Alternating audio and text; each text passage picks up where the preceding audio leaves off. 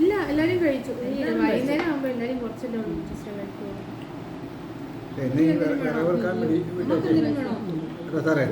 എന്നെ വിറക് പറക്കാൻ പറ്റിയ ഇവരെല്ലാം കഴിക്കുന്ന കാര്യമായിട്ട്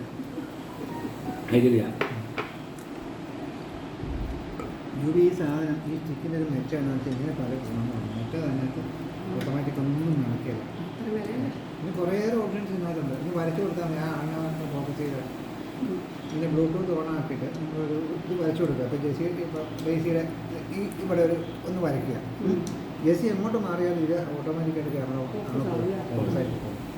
നമ്മൾ ക്ലാസ്സൊക്കെ എടുക്കുമ്പോഴല്ലോ, ക്ലാസ്സൊക്കെ എടുക്കുമ്പോഴത്തേക്ക് നമുക്ക് നമ്മളെ ഒന്ന് ഫോക്കസ് ചെയ്ത് വെച്ചിരുന്ന് വരച്ച് വെച്ചാൽ നമ്മൾ എങ്ങോട്ട് പോയാലും ക്യാമറ കറക്റ്റ്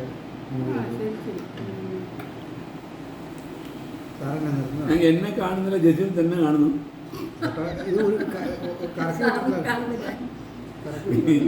ജെസി ഇരിക്കുന്നോണ്ടായിരിക്കും എന്നെ ഡെയ്സിയെ ഇപ്പറം എല്ലാവരും കൂടെ കാണുന്നില്ല, എന്നിട്ട് എന്നെ കാണുന്നില്ല. അങ്ങനെയല്ലേ?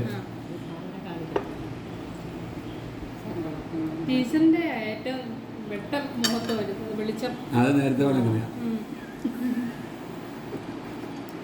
ഇപ്പൊ സാറാ ഫുൾ ഫോക്കസ്.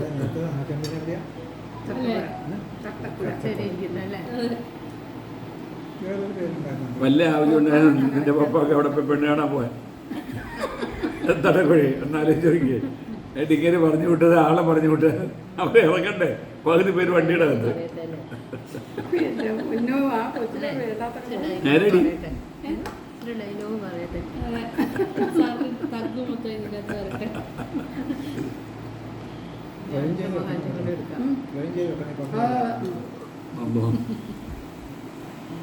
ഞങ്ങളുടെ ഉമ്മ പറഞ്ഞ പോലെ തന്നെ വയറും എടുത്തില്ല, വായും എടുത്തു.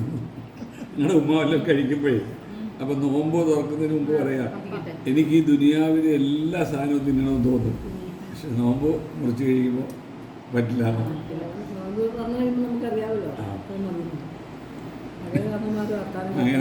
അങ്ങനെ പറയുന്ന വാവ് അടുത്തു.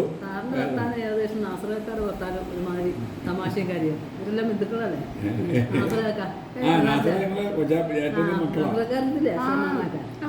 ഒന്ന് പറ, ഞങ്ങളെ തീരെ അല്ല, ഞങ്ങളെ പപ്പമാര് സ്വന്തം ചേട്ടന്മാർ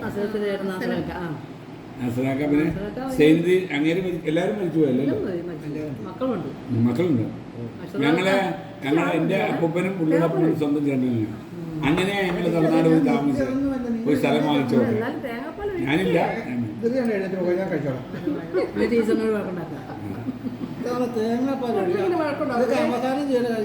കഴിക്കാൻ തുടങ്ങുന്ന ഇന്നലെ ഞാൻ മകളുടെ വീട്ടിൽ പോയി.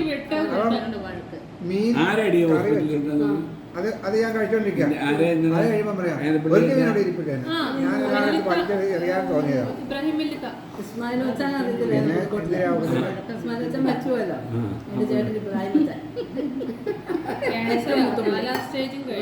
പിന്നെ ഒരിടത്തും ഞാൻ കൊണ്ടുപോകും.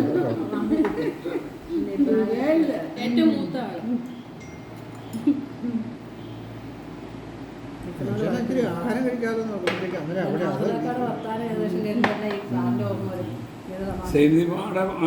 പുള്ളിയുടെ മോന് പിള്ളേരൊക്കെ എല്ലാ ഈ കാര്യൂടെയല്ലേ ഇപ്പൊ താമസം. ഞങ്ങള് പെണ്ണിനെ ആ ചെറുക്കനൊക്കെ ഞങ്ങളുടെ പെണ്ണിനെ ആലോചിച്ച് അപ്പോഴാ ഞാൻ ജുബൈലിക്ക് ബന്ധം അറിയില്ലായിരുന്നു. അനിൽക്കാരൻ്റെ മോനൊരാളുണ്ട്, അവൻ്റെ മോനൊരു ബിടെക്കാരനുണ്ട്, അക്ഷരമല്ല രണ്ടാമൻ. ആ കാലിടയ്ക്ക് ഒടിഞ്ഞു പോയി, എന്തോ അപകടം ഉണ്ടായി. ഒരു രണ്ടാമത്തെ മകൻ്റെ മകൻ മൂത്ത പുള്ളിയുടെ ആമ്പിള്ളേര് ഏറ്റവും മൂത്ത ആള്, രണ്ടാമത്തെ ആള് വരുന്ന